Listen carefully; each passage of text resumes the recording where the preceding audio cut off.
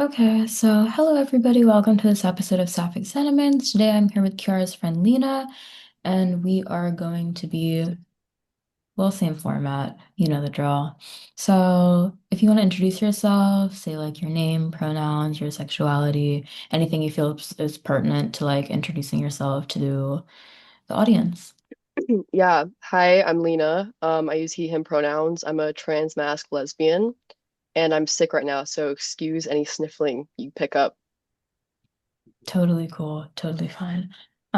So or I guess we can just get into it. It's kind of like these questions, I'm reading them and they hit a bit deep, but I think we can just hop into it. So, our first question, maybe we'll start off with the second one and then we can go to the first one. So, how Okay. has lesbian media made you feel like empowered and or ashamed? Um, I would say my earliest memory of like not specifically lesbian media, but a lesbian in a media I consumed was the video game The Last of Us. Mhm. Part one, the one of the main characters, Ellie, is revealed to be a lesbian, and I was like maybe 10 when I saw that. And by then I already was out and knew I was a lesbian really young. So it was really cool to see someone that looked like me express the same, you know, like interest and love. And I was really fortunate. My mom made me very aware of like what sexuality is and sexual discrimination is. So I Yeah, kind of already growing up as a teenager already went into media aware that there was inaccurate and also harmful representation for marginalized identities. So it's yeah, never actively made me feel ashamed. I feel like just like frustrated usually that it's not doesn't have the best rep of lesbian representation. definitely. Yeah, I think or did you have something to say, Kiara? No, you're good. Okay. I think it's definitely hard to find good representation that like really gets to the core of like making you feel represented. Because a lot of it is very surface level and a Yeah. lot of it can be like fetishistic. This is a issue that we've talked about in our class a lot too. But if we move on, maybe we'll move on to the second or the first question that I skipped. Yes. So our next one is going to be how did the patriarchy affect your sexuality journey? Um, I mentioned before, I'm really fortunate. My mom made me aware, I think at like the age 6 or 7. That was not meant to be a 6, 7 joke. But she made me aware what like queerness was. We had neighbors in Alabama at the time, a gay couple, and Yeah. they invited us over for dinner. And I asked my mom at the age of like 7, like, where's the wife? And she was like, sometimes there's just two husbands, and sometimes there's two wives. So I had a lucky like toolkit provided to me at a young age to understand heteronormativity and cisnormativity. And my mom, I mean, told me in like a way a child could understand, but a simplified version of what patriarchy, misogyny, racism is. So I was lucky to have that awareness very young, which helped me, I think, realize I was a lesbian at a very young age. If I was not given that knowledge, I think it would have taken me either longer or I would have kept it to myself for longer. One of the other, especially because I grew up in Alabama and which like all my friends were Christian and their families were very conservative. So I'd say it's affected me definitely in implicit ways probably and also later down the line with like compulsory heterosexuality feeling kind of like I was missing out on that like typical teenage romance because the population dating pool is very small when Yeah. you're either closeted or in a more rural area. Yeah. um so I feel like it's affected me in the way of I tried to like be bisexual just so I didn't have to miss out on it. But I think early on in development, I got lucky there. Yeah, that's really interesting. I think it's such a privilege to have parents that are very like educational when it comes to sexuality and gender. And I'm really glad that you had that experience. I know not everybody does, so I think it's very refreshing Yeah. to kind of um learn more about people that have had that like kind of upbringing. I also grew up in a rural area, so I dealt a lot with like homophobia and stuff and Yeah. racism. So it's definitely a struggle. Yeah. So our next question is, what is your like ideal concept for how you think lesbians should be represented in media? This can be like ideal in terms of like writing, it can be in terms of like casting, it can be in terms of really anything you imagine. I think when I think of like the story element of it, I think oftentimes queer stories or representation heavily center the trauma that comes with queerness. And while it's a Definitely. very valid aspect that every queer person endures to some degree and should be talked about, I feel like when that's all you kind of see, it kind of convolutes or weighs down the identity of something that's inherently traumatic, and it disregards, and same with like other marginalized communities and like identities of like blackness and people of color. um like when you focus so much on that trauma, you disregard the joy that comes with community and solidarity with one another, Definitely. and obviously the queer relationships. So I'd say ideally like uh less like traumatic scenarios where they can't be together because they're queer or one of them is conflicted with their identity. I also commonly see it just through the lens of a coming out story, which I like and are good. They're not harmful, but I feel like there should be more stories that are just like normalizing it. Like these Yeah. two women or like femme sapphic people hit it off and have a romance, not necessarily one of them is has to self-discover through the other person.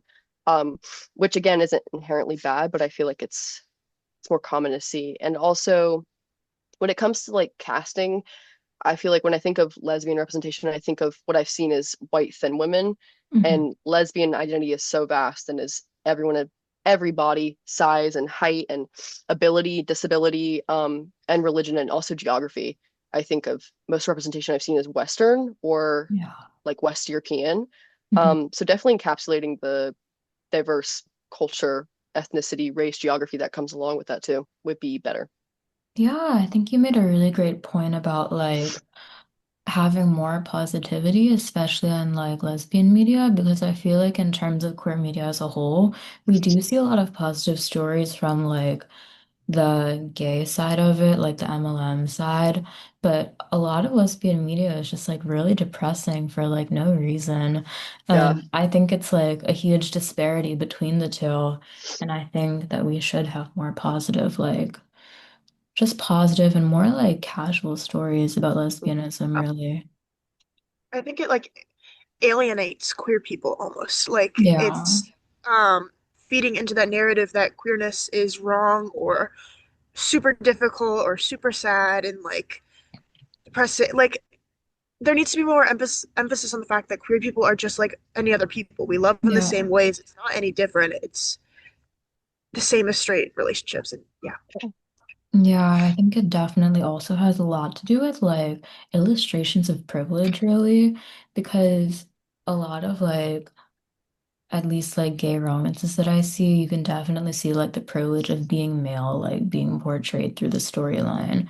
And like that's not to be like we yeah, shouldn't portray like women's like discrimination and stuff in film, but I do think we should show more like positive representations of women in media, especially lesbians. yeah. Yes. Shall we move Awesome. on? Yeah. So our next question is going to be what impact did the abundance of heterosexual relationships in media paired with the lack of sapphic relationships have on your journey to realizing you're queer? Again, I think this goes back to my lucky circumstances of Yeah. knowing I was queer at a really young age. Um, I think, like I mentioned, like compet played a role in my later, like 14 to 17 years where I was like, oh my God, I'm missing out on this ideal high school romance because there's like no queer women around me. And also, although I was like conscious that the representation wasn't accurate or like a even distribution, like there's 100 straight, I guess representation, you can't really call it that, but like you know what I mean, straight relationships being portrayed and for every one queer one. Yeah. But I feel like it definitely subconsciously also played a role in the fact that also in my physical life, everything I saw was all of my friends were in heterosexual relationships or had crushes in that realm, um, and not queer ones. And I feel like that kind of paired with the compet I felt to a degree in high school.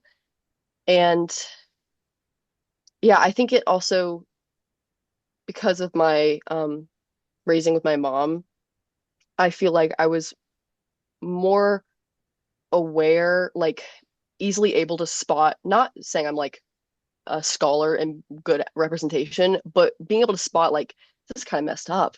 Just when I see something represented with a queer relationship on screen and just feeling like this doesn't feel right, or this doesn't seem fair. I feel like my background helped me with that too. But Yeah. yeah. Yeah, media literacy is definitely a big thing when it comes to queer media that I think more people should focus on. I think it's important to be really critical of any kind of media you consume, but especially queer media, because you have to think about the messages that it's sending to like marginalized Mhm. audiences. Yeah. Yeah. Yeah. Yes. So we don't really have a question for this portion, but we did want to talk a little bit about intersectionality and feminism because these are two topics we've explored a lot in our class. So first we can talk about intersectionality and like what I guess your thoughts are when it comes to like integrating that Hmm. topic or like that concept into lesbian cinema. Yeah. It's really interesting. I actually just went over this in my gender studies class because I have Cool. known of the term, but Yeah. as my professor said, and I agree, it's definitely flattened on the internet, and Yeah. the like wide, like what it encapsulates isn't really accurately depicted. And Yeah. I didn't know it was originally a term coined in a law setting because Mhm. women were discriminated against, black women were discriminated against in a certain law case in a work setting, and they were Yeah. able to get out of it because they hired white women. So there was like they were missing this overlapping of identities that they couldn't accurately represent in law. And then that I know the Combahee River Collective feminist black group really coined or kind of pioneered like the use of it in politics and feminist advocacy about how I mean, I think it heavily ties into the idea of collective liberation and how if you address where these marginalized identities overlap and you can work towards liberation for that identity, you're also going to help the people on the other sides of those. So black men, women of any ethnicity and race. So when it comes to queer media, like I said, the representation I feel like is typically white, thin people. Yeah. And that's obviously missing a huge amount of the population of lesbian, sapphic, queer, femme people. Yeah. Um, and it could definitely be incorporated in showcasing also the, I guess, diverse experience of queerness when it comes to, I mean, everyone, like the geography even of West, East Coast, North, Southern United States is going to be different for every queer person, rural versus urban. Yeah. And I think also like when it comes to intersectionality, utilizing that to depict the difference in geography, religion, rural urbanness, and also yeah, just using it to showcase, I guess, the diversity within the lesbian identity.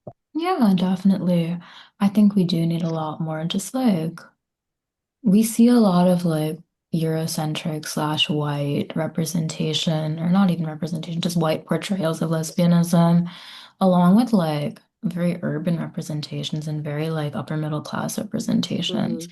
And I Yeah. feel like just like the cinema industry just needs to like really diversify their portrayals of queer love, really. Yeah, Hmm. I don't know if you have anything to add, Kiara. Yeah, we talked about this a little bit last in our last one too, about Yeah, how it's really important for the progression of the queer community that we display queer romances and queer voices in every aspect of life and culture. When we yeah, only showcase white, thin feminist, sorry, I'm so tired. White, thin, queer individuals, we it makes it hard for people in other cultures to like see themselves as queer. Or I'm so sorry, I'm so tired. It's okay. We really, to progress as a community, we have to show that queerness is not just only present in white communities. It is present in every culture, in every country around the globe, in every situation. It's not just some people are queer and some people don't have any at all. Hmm. Yeah. Yeah, I don't know if you've read Queer Studies by E. Patrick Johnson. It's just like a text about the term queer studies is a term coined by his grandmother or their grandmother, where they put like POC queer people at the forefront of the queer movement to kind of reclaim that position in like the queer community and kind of like they use the term queer as like way to kind of separate themselves from like the queer community that's like dominantly white. And yeah, I thought that was interesting. It's a text that's used in a lot of like introductory LGBT and like women gender studies courses. So I didn't know if it had come up because you mentioned you were taking one, but it is a good Yeah. read. Yeah, I I would haven't say. heard of it.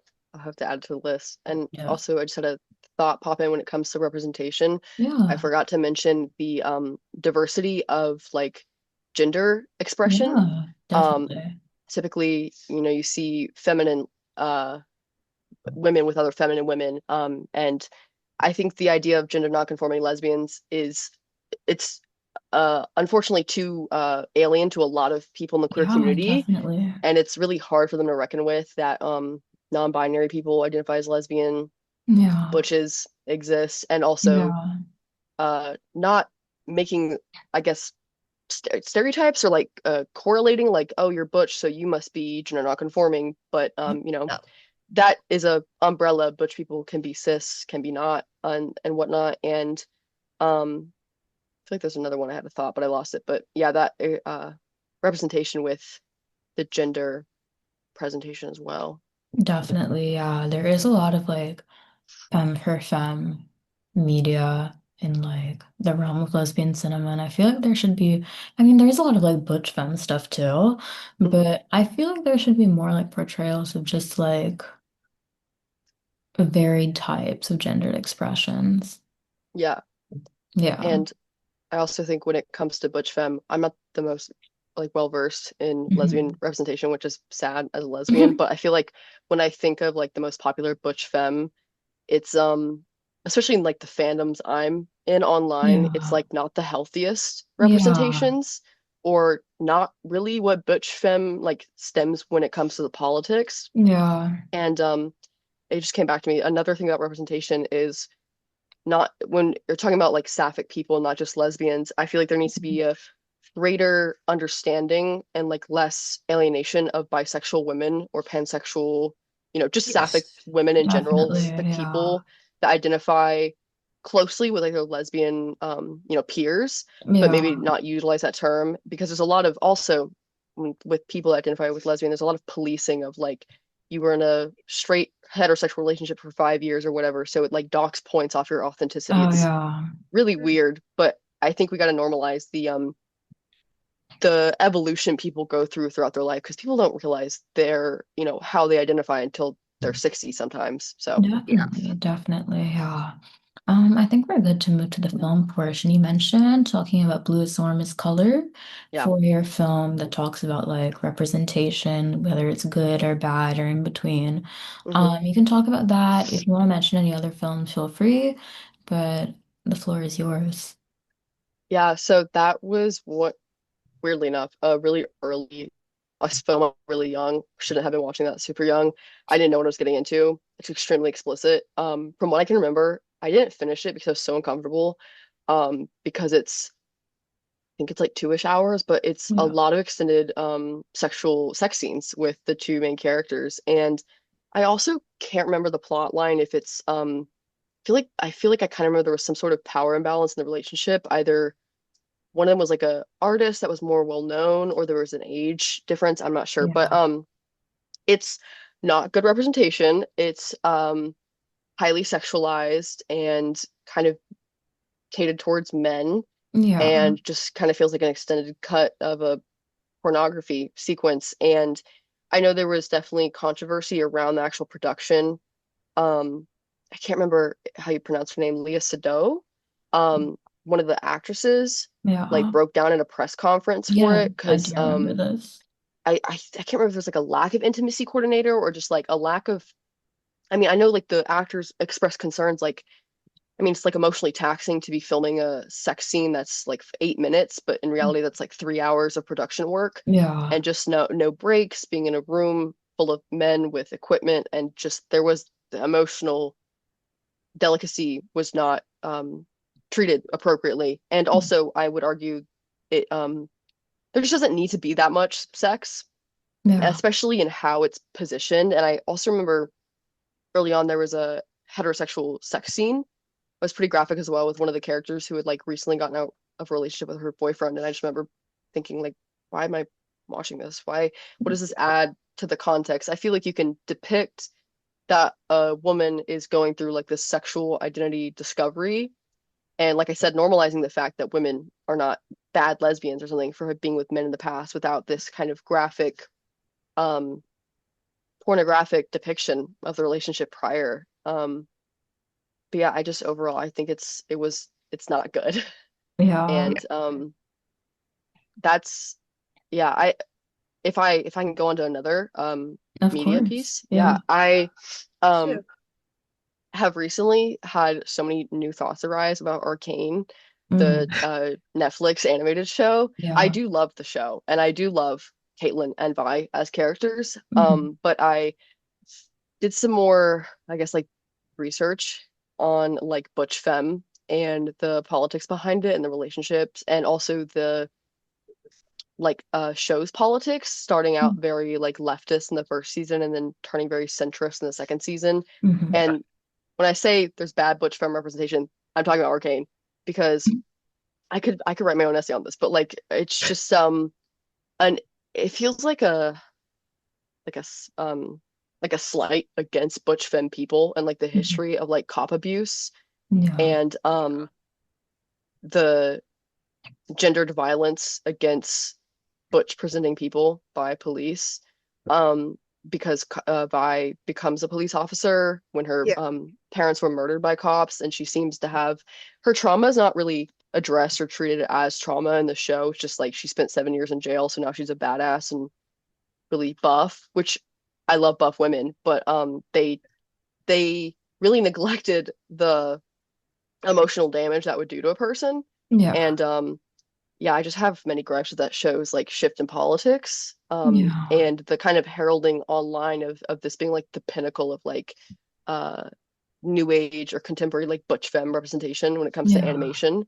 Um, which I was in the same boat originally until some mutuals online were like, wait a minute, and then I listened and read into it some more, and that's another representation that I don't think is the best. Yeah, Yeah.